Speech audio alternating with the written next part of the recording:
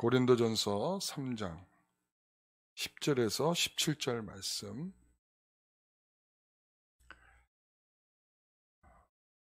봉독하겠습니다. 내게 주신 하나님의 은혜를 따라 내가 지혜로운 건축자와 같이 터를 닦아 두매 다른 이가 그 위에 세우나 그러나 각각 어떻게 그 위에 세울까를 조심할지니라. 이 닦아둔 것 외에 능히 다른 터를 닦아둘 자가 없으니 이 터는 곧 예수 그리스도라. 만일 누구든지 금이나 은이나 보석이나 나무나 풀이나 짚으로 이 터 위에 세우면 각 사람의 공적이 나타날 터인데 그날이 공적을 밝히리니 이는 불로 나타내고 그 불이 각 사람의 공적이 어떠한 것을 시험할 것입니다. 만일 누구든지 그 위에 세운 공적이 그대로 있으면 상을 받고 누구든지 그 공적이 불타면 해를 받으리니 그러나 자신은 구원을 받되 불 가운데서 받은 것 같으리라. 너희는 너희가 하나님의 성전인 것과 하나님의 성령이 너희 안에 계시는 것을 알지 못하느냐. 누구든지 하나님의 성전을 더럽히면 하나님이 그 사람을 멸하시리라. 하나님의 성전은 거룩하니 너희도 그러하니라. 아멘. 우리는 하나님의 성전입니다 라는 제목으로 말씀을 함께 나누겠습니다. 제가 16절 17절만 읽을까 하다가 다시금 10절부터 돌아가는 이유가 있습니다. 오늘 본문을 우리가 읽게 되면 조건절들이 네 가지가 나오게 되어 있습니다. 네 가지가 나오는데 그 조건절을 우리가 한번 살펴보면 12절을 보면 만일 누구든지 하면서 금이나 은이나 보석이나 나무나 풀이나 짚으로 이 터 위에 세우면 하고 이 조건절을 이렇게 설명하고 있고요. 두 번째는 14절 만일 누구든지 그 위에 세운 공적이 그대로 있으면 상을 받고, 그리고 세 번째는 15절 누구든지 그 공적이 불타면 해를 받으리니, 그 다음에 네 번째는 17절 누구든지 하나님의 성전을 더럽히면 하나님이 그 사람을 멸하시리라. 이렇게 네 번에 걸쳐서 조건절을 두고 있다는 것입니다. 이것은 하나의 맥락으로 먼저 이해해야 된다라는 측면에서 우리가 보아야 할 것입니다. 그래서 우리가 지난주까지 내용들을 살펴보면 우리가 어떤 재료를 통해서 우리가 집을 지을 거냐, 우리가 신중하게 살펴서 집을 지어야 된다. 그래서 금이나 은이나 보석으로 집을 지어야 된다. 그리고 또한 두 번째는 우리가 어떤 거였냐면 우리가 하나님 앞에서 우리의 공적이 불타지 않도록 우리가 정말 하나님 앞에서 주의 일을 하듯이 그렇게 우리가 해야 된다. 그 다음에 이제 세 번째가 이거였죠. 우리의 상급이 뭐냐? 우리의 상급은 뭐였습니까?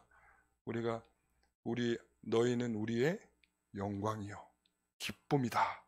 여러분, 제가 그래서 데살로니가전서 2장 19절 20절 우리 외우시죠? 하면서 제가 말씀을 드렸는데 아마 못 외우셨을 걸로 생각을 합니다마는 거기에서 말씀하는 게 그거죠. 우리의 기쁨과 소망과 자랑의 면류관이 무엇이냐?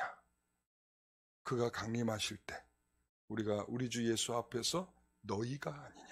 그렇죠? 너희가 아니. 그래서 너희는 우리의 영광이요 기쁨이니라. 이 말씀입니다. 기억하시죠? 이게 바로 우리의 상급이라는 거예요. 우리가 정말 그 마지막 그날에 우리의 수고를 열심히 감당해냈는데 그 수고의 결과가 우리 눈앞에 딱 펼쳐지는 것이죠. 그 펼쳐지고 있는 그 아름다움을 우리의 눈으로 볼 수 있게 되는 것이 우리가 얼마나 큰 상급으로 나타나게 될 것인지 말씀하고 있는 것입니다. 자, 그러면서 이 마지막에 네 번째의 조건은 바로 하나님의 성전을 세워가는 것입니다. 이 결론이 바로 이겁니다. 이 조건은 우리가 하나님의 성전을 세워가는 것, 하나님의 성전을 완성해가는 것. 여러분, 교회가 무엇입니까? 라고 물어보면 교회는 우리가 선지자와 사도들의 터 위에서 우리가 서로 연합하여 그리스도 안에서 성전으로 서로 연결하여 성전으로 지어져 가는 것, 이게 뭐라고요? 이게 교회라는 거예요. 교회는 한 사람이 세운 것이 아니라 우리 각 사람들이 함께 연결하여 계속적으로 지어져 가는 것입니다. 그렇기 때문에 한 사람이 삐딱 해서 뭔가가 이렇게 허물어지게 되면 그 사람만의 문제가 아니라 온 교회의 문제로 나타나게 되는 것입니다. 그래서 여기에서 바울이 무엇이냐, 그리고 아볼로가 무엇이냐, 그들 중심으로 된 것이 아니라 하나님이 하시는 일인데, 이 하나님이 하시는 일은 너희 가운데 성령이 함께 계시면서 그 성령이 함께 계셔서 너희들이 성전으로 지어져 가도록 너희들을 이끌어 가실 것이다 라고 말씀을 하는 것입니다. 그래서 다시 우리가 원론으로 돌아와야 할 중요한 전제가 있다는 것입니다. 그게 뭔가 하면 첫 번째, 이 네 가지 조건의 터는 뭐라고요? 그리스도라는 겁니다. 다시 이 부분이 점검이 돼야 됩니다. 우리가 지금 열심히 짓고 있고 우리가 상급을 받을 거라고 생각을 하고 열심을 내고 있는데 우리의 진짜 터가 뭐냐는 거예요. 진짜 터가 그리스도의 터 위에 우리가 건축물을 정말 세우고 있는가, 성전이 되어져 가고 있는가, 우리가 서로가 연결하여 정말 하나님이 우리를 기대하고 있는 정말 마지막에 칭찬으로 우리에게 응답해 주실 만한 그런 아름다운 성전으로 지어져 가고 있는가. 그 성전이 제대로 되고 있다는 것은 그 가운데 성령 하나님께서 함께 하신다는 사실입니다. 성령이 함께 하셔야 그게 제대로 지금 짓고 있다는 증거인 것입니다. 성령이 없이, 성령 하나님이 안 계시면서 우리가 으쌰있어서 우리가 잘하면 된다, 여러분 이런 것으로 되지 않는다는 거예요. 그래서 제가 할 수 있다, 하면 된다, 이런 찬양을 제가 안 부르는 첫 번째 이유는 바로 거기 있는 거예요. 우리가 으쌰으쌰해서 하자는 것으로 되는 것이 아니라 하나님이 우리와 함께 계셔야, 성령이신 그분이 함께 계셔야 진정한 성전이 되어 가고 있다는 증거로 나타나게 된다는 것입니다. 제가 한때는 개척을 해봐야겠다는 생각을 했던 적이 있었어요. 개척을 좀 해보자. 그 개척을 하려고 하면서 내가 마음속에 생각했던 게 뭐냐면 이겁니다. 내가 가지고 있는 이상을, 그 가치를 잘 실현할 수 있는 교회를 세워가는 것이 개척의 이유였어요. 그런데 저는 저 자신에게 그때 물었어야 될 중요한 질문이 하나 있었습니다. 그게 뭔가 하면 정말 내가 개척하려는 교회가 예수 그리스도와 그의 십자가에 못 박히신 것을 중심에 두고 정말 그렇게 세우려고 하는 교회이며 그러한 가치며 그러한 가치를 실현하려고 하는 그런 교회를 세우려고 하는 것인가를 제가 묻게 되었습니다. 거기에 사람이 많이 모여서 그 생각을 지지해 주니까 아, 정말 하나님의 뜻이겠구나, 하나님의 생각이겠구나. 여러분, 이건 아닌 거예요. 우리는 일반적으로 성도들이 많이 모여 교회를 하나님이 인정하는 교회라고 착각할 수 있어요. 그게 우리의 함정이거든요. 그 진정성은 사람이 많이 모여서 인정해주고 야, 정말 하나님이 세우시는 교회야, 이렇게 말해준다고 해서 진정한 가치가 실현되는 것이 아니라 그 진정성은 터이신 예수 그리스도라는 사실입니다. 예수 그리스도. 우리는 교회를 세워가는 전략이, 그리고 메시지가, 우리의 사역이, 그 모든 이유가 정말 어떠한 것인지 세심하게 살펴야 합니다. 여러분, 그래서요, 우리가 어떤 교회를 결정할 때도 그렇습니다. 제가 성도들한테 그런 말을 해요. 우리가 어떤 교회를 결정하려고 할 때 객관적인 기준에 따라야지 이것을 내가 갔더니 그 설교가 내 마음에 꼭 맞아, 혹은 내 마음에 감동을 주는 교회 같아. 여러분, 언젠가는 내 마음에 맞지 않는 그날이 반드시 옵니다. 여러분, 그렇게 돼 있어요. 내 마음에 맞지 않는 날이 반드시 오고요. 그리고 내 마음의 감동이 사라지는 날이 반드시 오게 돼 있어요. 그때 우리는 또다시 방황이 시작되는 거죠. 여기가 아니었나 보다. 중심에 예수 그리스도 위에 세우려고 하는 교회인가가 가장 중요한 모습입니다. 교회는 목사의 선호도에 따라 목사의 비전을 따라 만들어가는 것이 아닙니다. 목사님의 목회가 잘 되도록 여러분 기도해 주는 건 너무나 감사한 일이지만 목사의 뜻에 따라가 아니라 하나님이 세우시려고 하는 그런 아름다운 교회가 되도록 목사의 이성을 붙잡아 달라고 기도해야 되고 목사의 바른 판단이 될 수 있도록 그 판단력을 붙들어 달라고 기도하셔야 되는 겁니다. 여러분, 제가 가지고 있는 생각대로 되도록 하면 여러분 실패하게 돼 있어요. 절대 그렇게 기도해 주셔서는 안 됩니다. 여러분, 목사는 항상 겸손한 종으로 자신에게 물어야 합니다. 십자가에 못 박히신 그리스도를 중심에 두고 네가 목회를 하고 있느냐라고 저는 물어야 되는 것이고 여러분들도 그런 물음으로 함께 여러분 스스로에게 물어야 되는 것입니다. 그냥 따라가고 있는 정말 하나님이 옳은지 그른지 하나님 우리에게 주시는 생각인지 이런 것들을 전혀 생각하지 않고 그냥 따라가는 그런 모습이 돼서는 안 됩니다. 어느 순간에 보면 교회는요 기름 잘 칠한 기계가 돌아가는 것 같아요. 여러분 기계가 돌아갈 때 기름칠 잘 해놓으면 자연스럽게 그냥 돌아가는 거예요. 기계적으로 돌아가는 기계적으로. 이게 지금 문제가 있는지 없는지 몰라요. 그냥 돌아가는 겁니다. 그러니까 기계가 문제가 없다고 생각을 하는 거죠. 우리가 가지고 있는 전통이, 우리가 가지고 있는 습관이, 우리가 가지고 있는 모든 신앙적인 반복적인 내용들이 우리는 어떠한지를 꼼꼼하게 살펴보셔야 됩니다. 어느 때는 그리스도 중심적으로 갈 때가 있지만 어느 순간에 보면 그걸 다 잃어버리고 그냥 가고 있을 때가 많아요. 기름칠 잘된 기계처럼 그냥 돌아가는 것입니다. 여러분, 우리는 어느 순간에 그리스도의 터 위에 짚고 있는가를 물으려고 하지 않고 이 묻는 것에 상당히 장애를 느끼게 됩니다. 그냥 목사님이 하니까 옳은 것이겠지. 그리고 또한 우리가 교회에서 하는 거니까 다 맞는 것이겠지. 여러분, 이게 굉장히 위험한 생각이라는 것을 여러분 하셔야 됩니다. 우리가 그리스도의 터 위에라는 것은 그리스도께서 십자가에 죽으시고 우리를 위해서 내어주신 그 엄청난 사랑의 근거가 되어야 되는 것입니다. 그래서 내가 정말 섬기려고 하는 교회가, 내가 찾는 교회가 십자가에 못 박히신 그리스도를만을 알고 있는 교회의 터를 삼고 있는가? 뿐만 아니라 우리 스스로에게 물어야 합니다. 우리의 삶에서 십자가에 못 박히신 그리스도만 알고 우리의 삶에 적용하고 있는가라고 물어야 합니다. 그럼 그냥 매주마다 지내서는 안 되는 것입니다. 한 예를 들면 이런 예를 하나 들어볼까요? 여러분, 우리가 고난이 유익이란 표현을 많이 쓰잖아요.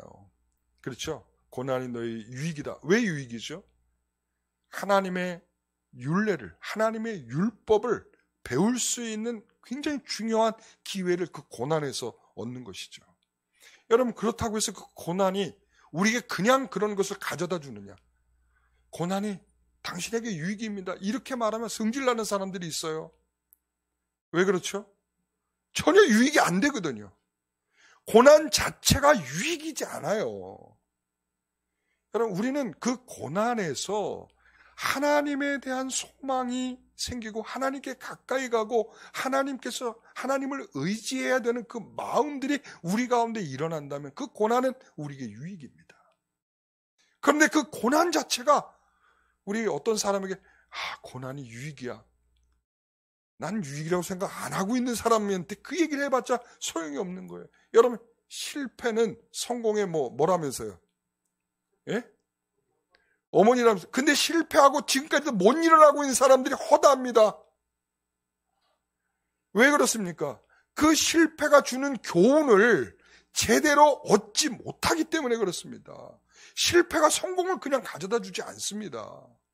그 실패 속에서 우리가 정말 어떻게 몸부림쳐야 다시 일어날 수 있는지에 대한 그 가능성이 무엇인지에 대한 그런 기대감이 우리에게 다시 한번 있어야 되는 거예요. 그래서 여러분, 실패하면 사람이 망가져요. 망가지게 돼 있어요. 고난이 오면 인생은 비관적인 생각으로 사람이 바뀌게 돼 있어요. 그런데 그러한 실패 속에, 그러한 고난 속에서 내가 어떻게 마음을 추스를 수 있는가는 그게 바로 신비고 그게 바로 은혜고 그게 바로 하나님이 우리에게 주시는 굉장히 귀한 은혜입니다. 그래 성도들에게서 이야기하는 거예요. 우리가 밖에 나가서 하나님 믿지 않는 사람에게 고난이 유익입니다 이렇게 말했다가는 기싸대기 맞을 수도 있어요. 그러니까는 조심하셔야 돼요. 우리는 성도들에게만 조용히 말하는 거예요. 고난이 우리에게 유익일 수 있습니다. 왜 그렇습니까? 그 고난 속에서 하나님이 우리에게 들려주시는 수많은 음성이 있습니다. 그 고난 속에는 하나님이 우리를 사랑하시는 그러한 신비가 가득 들어 있습니다. 그 고난 속에는 하나님을 바라보고 싶어하는 우리들에게 상당히 많은 충동을 일으켜내시는 하나님의 역사가 있는 것입니다. 여러분 그렇습니다. 그래서 이게 바로 십자가에 못 박히신 그리스도에 대한 터를 갖고 있는 신자의 신앙인 것입니다.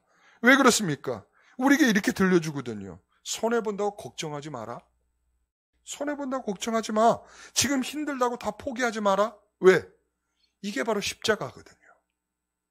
우리에게 십자가를 내주시면서 그 십자가 안에 담아두신 하나님의 마음과 생각은 우리가 이 세상에 살아가면서 정말 힘들고 지쳐있을 때 딱 꺼내내면 바로 그것이 답인 것이 들어있다 이 말이죠.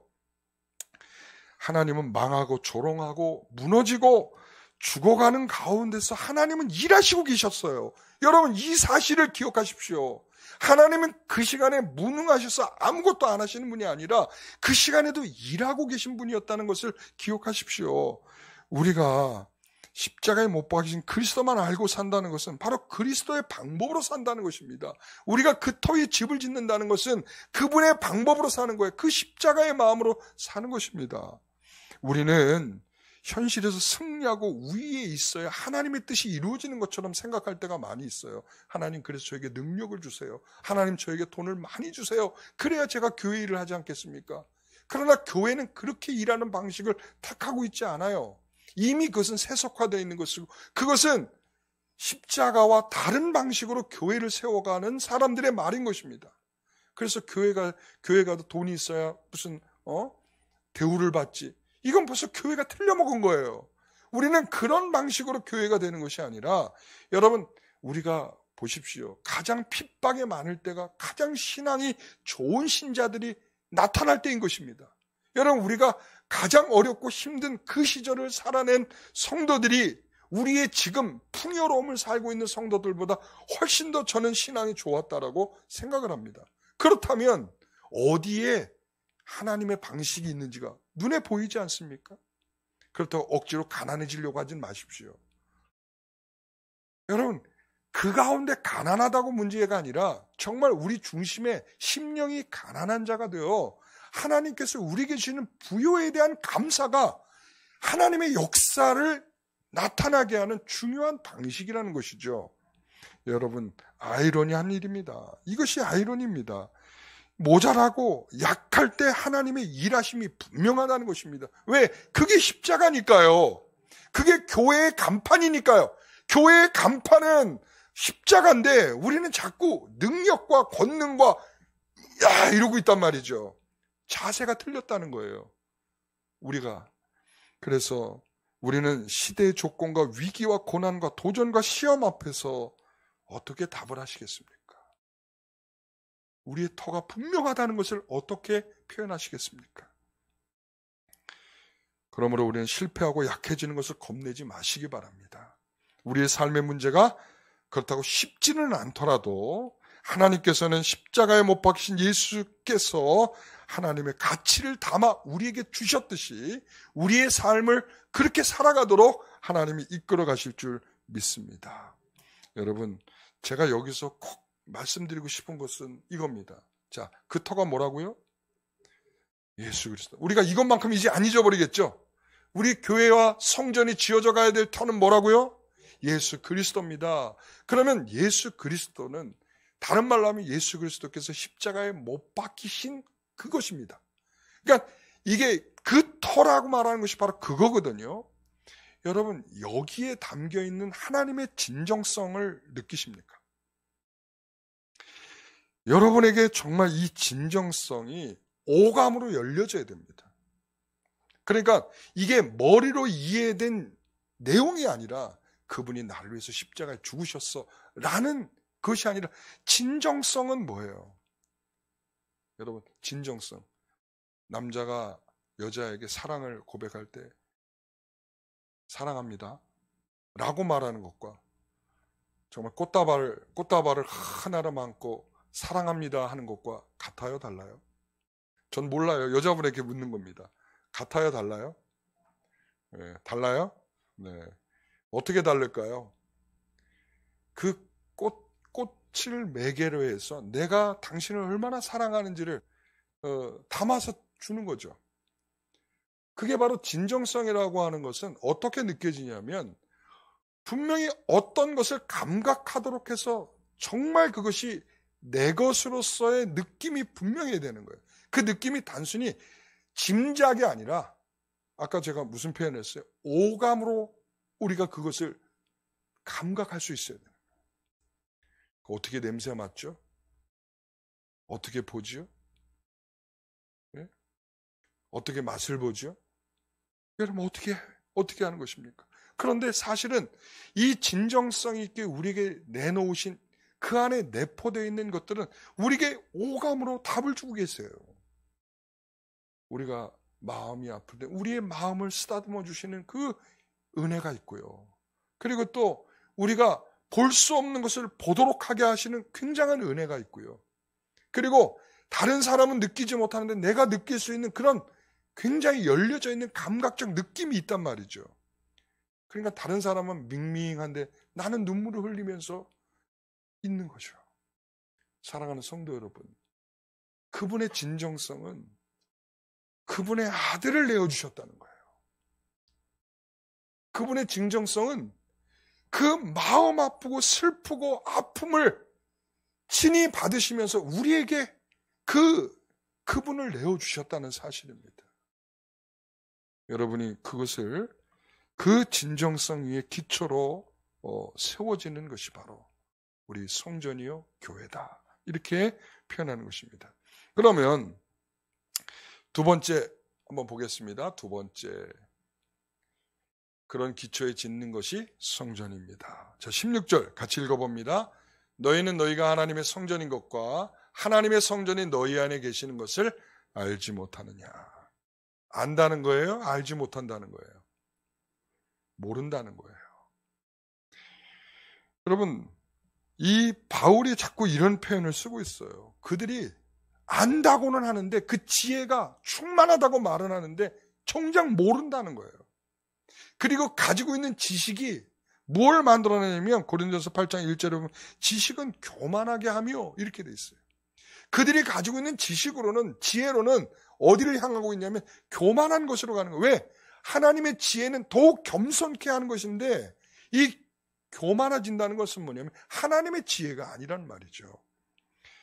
그래서 그 가진 지식이 다른 사람들보다 자신을 우월하게 생각하고 십자가에 못 박히신 예수 그리스도의 진정성을 알지 못하는 것이죠. 그 진정서로 지어져 갈 때 그 안에 성령이 함께 계시는 것입니다. 그런 마음으로 지어져야 너희가 성전이 될 것이라고 말하고 있는 것입니다. 그러나 고린도 교회는 그것을 몰랐습니다. 그들이 모이는 가운데 성령이 그 가운데 계셔서 성전이 되고 예수 그리스도의 능력을 경험해야 되는 것이죠. 고린도전서 5장 4절을 보시면 이렇게 말합니다. 같이 한번 읽어봅니다. 주 예수의 이름으로 너희가 내 영과 함께 모여서 다시 한번 주 예수의 이름으로 너희가 내 영과 함께 모여서 우리 주 예수의 능력으로 우리가 한다는 것을 몰랐다는 것입니다.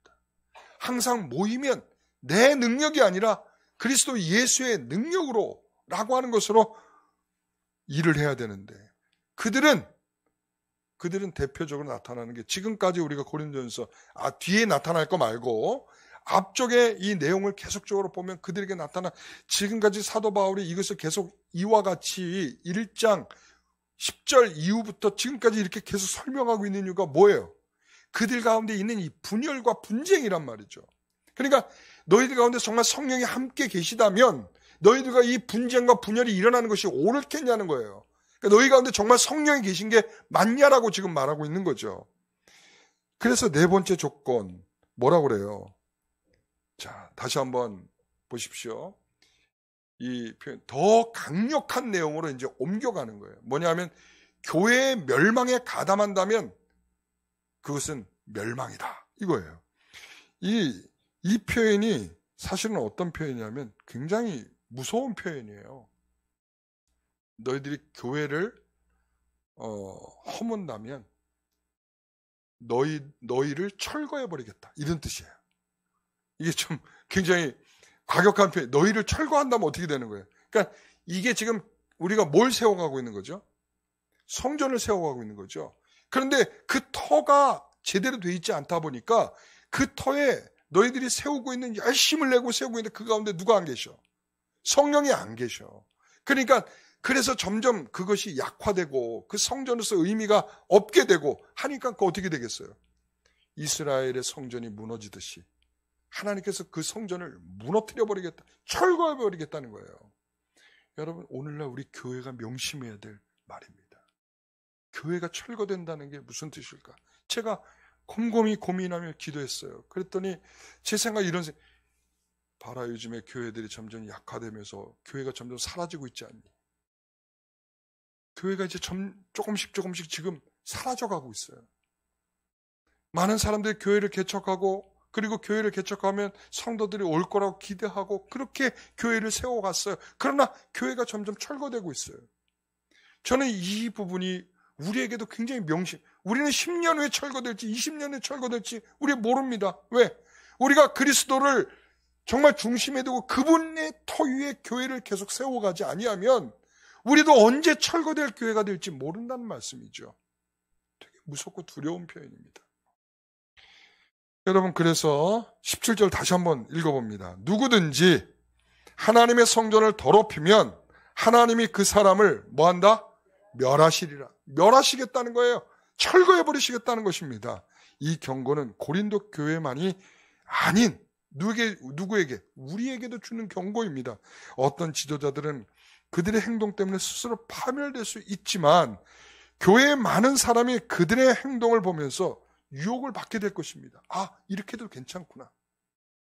저는 목사의 사명 가운데 가장 중요한 것은, 저는 그런 생각이 들어요. 아, 우리가 성도들에게 조금이라도 불신의 마음을 주는 것은, 불신앙적인 마음을 주는 것이 굉장히 큰 위험이다. 지금 어떻게 보면 사도 바울이 지적하려는 첫 번째가 바로 그거예요. 교회의 지도자들이에요. 여기서 말하고 싶은 게 아볼로와 바울과 같은 교회의 지도자들에 대해서 스스로에게 혹은 이 고린도 교회에게 지금 말하고 있는 것입니다. 오늘 우리 영광교회도 말하는 것입니다. 오늘 하나님께서 세우셔서 이 교회를 이끌고 가고 있는 이 리더들에게 지금 말하고 있는 것입니다. 너희들의 불신앙적 태도가 다른 사람들에게 오염시키고 그 오염시켜서 교회가 철거되는 일이 생긴다면 너희는, 이렇게 말하는 거죠. 여러분, 저는 이 경고가 굉장히 무서운 경고라고 봐요. 우리 하나님께서 우리에게, 이스라엘 백성들에게 주셨던 경고 중에 이런 거 있죠. 눈에는 눈, 그렇죠? 이에는 이. 그래서 사람을 죽인 자는 어떻게 하죠? 죽음으로써 그 결과를 내시는 거죠. 이 표현이 저는 그렇게 느껴집니다. 너희가 성전을 무너뜨렸어? 그렇다면 너희도 철거야. 오늘 하나님께서 우리에게 굉장히 두려운 말이죠. 누구든지 하나님의 성전을 더럽히면 하나님은 그 사람을 철거하시겠다. 그것이 그날에 이루어지겠다는 거예요. 여러분, 그러면서 제가 이런 생각이 들었어요. 라오디게아 교회 아시죠? 네? 요한계시록 3장에 나오는, 제가 이 말씀을 쭉 보다가 이런 생각이 들었어요. 라오디게아 교회의 특징 중에 하나는 뭐냐면 주님께서 그들을 향해서 노크를 하고 계시는 거예요.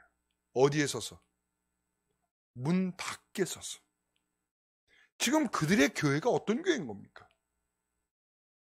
예? 예수님이 문 밖에 계신 교회예요. 여러분, 이해가 되십니까? 제가 그 생각에 번쩍 들었어요. 아, 예수님이 노크를 막 하는 거야. 그런데 지금 그들은 그 사전에 무슨 이야기를, 너희들은 차지도 뜨겁지도 않은 미지근해서 토해버릴 지경이다. 지금 그 말씀을 하시고, 내가 너희들에게 다시 한번 기회를 줄 테니 똑바로 회개하고 정신 차리고 해라. 그러면서 20절인 거예요. 똑똑똑 내가 문 밖에서 너희, 이 말은 뭐예요? 하나님께서 너희 교회와 이미 함께 하시면서, 함께 그들과 먹고 마시면서 그들의 오감의 즐거움들을 교회 안에서 충만히 누리고 살아갔어야 되는데, 이미 그들은 그냥 교회, 건물, 그리고 그냥 모여서 자기들끼리 히덕거리는 그런 모임으로서의 존재 이상이 아니더라는 것이죠. 되게 무서운 것입니다. 터 위에 세워지고 있는 그 교회에 성령이 계시느냐, 주님이 그 가운데 계시느냐. 여러분, 그래서 이 경고의 편지는 주님께서 라오디게 교회에게 성전을 지어져 갈 기회를 다시 한번 주시는 거죠. 그래서 귀 있는 자는 성령의 교회들에게 하시는 말씀을 들을지어다, 이 말씀하는 거예요. 오늘 이 경고의 말씀을 들을 수 있는 우리 성도들이 다 되시길 바랍니다. 서로 연결하여 주 안에서 지어져 가는 놀라운 역사가 있기를 원합니다. 그래서 빌드업을 다시 해야 되는 거예요. 여러분, 요즘에 그 빌드업이라는 말이 굉장히 요즘 유행을 했어요. 이 축구 때문에. 우리 감독님 누구셨죠? 벤투, 파울로스 벤투인데, 이 사람이 이 선진적 축구를 우리 한국에 이제 접목을 한 거예요. 그게 뭐냐, 빌드업이에요. 옛날에는 그냥 무조건 공이 오면은 그냥 걷어내기 바빴어요. 그런데 뭐를 하냐면, 공격을 쭉 하다가 안 되면 어떻게 해? 다시 밑으로 돌리는 거예요. 심지어 골키퍼한테까지로 패스를 하는 거예요. 그러니까 다시 그렇게 해서 쭉쭉 이렇게 패스를 해가면서 다시 올라가는, 공격으로 다시 올라가는 거예요. 그러니까 우리에게 필요한 것 중에 하나가 뭐냐, 지금 잘 짓고 있다라고 생각한다면 계속 지으면 돼요. 그러나 우리가 지금 제대로 못 짓고 있다면 빨리 허물고 다시 지어야 되는 거예요. 빌드업을 다시 해야 되는 거예요. 그러니까 우리가 괜찮다 생각하면서 나중에 보십시오, 지탱 못하고 허물어지는 것입니다. 여러분, 그래서 갈라디아서 5장에 보면 성령을 따라 이렇게 말하죠. 성령을 따라. 우리가 성령으로 살면 성령으로 행할 것이며, 또 육체의 소욕, 하나님의 나라의 유업을 받지 못하는 것이요, 이랬습니다. 여러분, 저는 성령의 열매라고 하는 것을 이렇게 규정하고 싶어요. 하나님의 유업을 얻도록 하게 하는 것. 예? 반대로 이 육체의 소욕은 뭐냐? 그러면 하나님의 나라를 유업으로 받지 못하게 하는 것. 그러니까 이 육체의 소욕은 하나님의 나라와 자꾸 멀어지도록 만드는 거예요. 그런데 이 육체의 소욕을 따라 살면 우리 인격적으로 남는 게 없어. 왜? 다 소진하고 털려버리는 거예요. 다 소진하고 털려버려요. 그러나 이 성령의 열매로 이렇게 표현되고 있는 성령을 따라 살게 되면, 성령의 일을 하게 되면 우리가 빌드업이 계속 되는 거예요. 어떻게? 사랑과 희락과 자비와 온유와 절제와 충성과 이런 것이 우리에게 계속 어떻게 돼요? 계속 우리가 쌓아져 가는 겁니다. 우리가 세상의 성이 어마어마하게 높다 할지라도 그 성을 무너뜨리는 방법은 우리가 기어 올라가서 될 수 있는 방법이 아니에요. 그렇게 한두 명이 올라가서 해결할 수 있는 방법이 아니에요. 우리가 이야기를 하죠. 그러니까 우리가 성을 어떻게 하면 더 잘 올라갈 수 있느냐, 우리가 어떻게 하면 제주를 부려서 저기까지 올라가겠느냐, 우리가 그런 식으로 정복할 수 있는 게 아니에요. 어떤 방식이어야 될까? 여러분, 안시성 전투 알죠? 예? 거기 보면은 어떻게 싸웠죠? 성 앞에서 그들이 뭘 했어요? 뭘 쌌죠? 토성을 쌌잖아요. 토성을 계속, 흙을 갖다 날라서 계속 토성을 쌓아서 거기를 그거보다 더 높이, 성을 쌓은 것보다 더 높이 토성을 쌓아서 거기를 넘어가는 거예요. 이게 빌드업이에요. 이게 쌓아져 가는 거예요. 우리는 이 세상이 얼마나 어마어마하게 큰지 모릅니다. 그렇기 때문에 육체의 소욕으로 살면 우리는 계속 털려서 아무것도 쌓을 것이 없어요. 그러나 성령을 따라 산다는 것은 우리가 계속 쌓아져 가는 것이 있는 거예요. 그게 바로 성전을 지어져 가는 것이죠. 성전을 짓는 것은 하루아침에 되는 것이 아닙니다. 오늘 안 됐다고 실망하고 포기하고 끝날 일이 아닌 것입니다. 우리의 평생에 지어야 할 일이고요. 우리가 함께 손을 잡고 해야 할 일이고요. 우리가 이것을 멈춰서는 안 될 일이고요. 이것이 끝까지 우리 안에서 완성되어져 가야 할 줄 믿습니다. 여러분, 그래서 우리의 인생의 크기를, 가치를 성령이 뭐라고 하는지 기억하셔야 됩니다. 교회가 가지는 신앙의 가치를 내 삶에서 모든 것을 받아내야 합니다. 우리가 영화를 보고 나면은 끝 할 때, 야, 정말 멋진 마무리다. 요즘 영화들 그렇게 안 끝냅니다. 어떻게 끝내죠?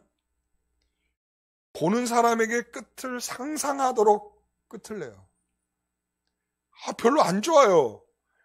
그냥 확 그 결말을 좀 내줘야, 이 결말이 이렇구나, 이렇게 생각을 할 텐데, 이 결말이 뭔지 모르겠어. 여러분, 우린 그게 아니에요. 우리의 끝은, 우리가 쌓아가며 성전을 지어가는 끝은, 정말 마지막에 하나님 우리에게 줄 영광스러운, 너희는 우리의 영광이요, 너희는 우리의 기쁨이라. 왜? 이 성전은 나 혼자 완성한 것이 아니라 우리가 함께 완성한 것이기 때문에 나와 함께 손을 맞잡고 있는 그 사람이 나의 영광이고 나의 기쁨이고 나의 감사고 나의 완성이 되는 것입니다. 오늘 우리가 우리에게 맡겨주신 우리 서로를, 우리는 서로 책임져야 할 그런 막중한 책임감도 있다는 것을 기억하십시오. 우리는 그 기초 위에 세우는 것입니다. 예수 그리스도의 터 위에 세우는 것입니다. 그렇게 세워진 것은 우리가 성령을 따라 날마다 쌓아서 그 집을 완성해 가는 것입니다. 기도하겠습니다. 하나님께서는 우리가 소망이시고 기대가 있고 실패와 좌절과 기쁨과 최선과 아픔과 고통 속에서 성전으로 만들어져 가는 것에 함께 하신다라고 말씀하고 있습니다. 이것이 얼마나 힘들고 지치고 어려운 일인지 우리에게 일평생의 일로 주신 일로서 우리는 분명히 힘겨운 이 싸움을 싸워가야 할 것을 분명히 깨닫게 됩니다. 하나님, 주님이 우리에게 보여주신 그 진정성을 우리의 마음의 오감으로 우리가 받아들이고 이것을 가지고 이 기쁨으로 서로가 하나가 되어 서로가 서로를 위하여 위하고 배려하고 사랑하고 주님이 나를 사랑하신 것처럼 우리가 사랑하고 우리가 부족하고 연약해도 주님께서 그 가운데 역사하실 힘이 있음을 생각하며 우리가 끝까지 잘 지어져 가는 우리 모두가 되기를 소원합니다. 하나님, 우리를 응원해 주시고 우리를 붙들어 주시옵소서. 예수님의 이름으로 기도하옵나이다.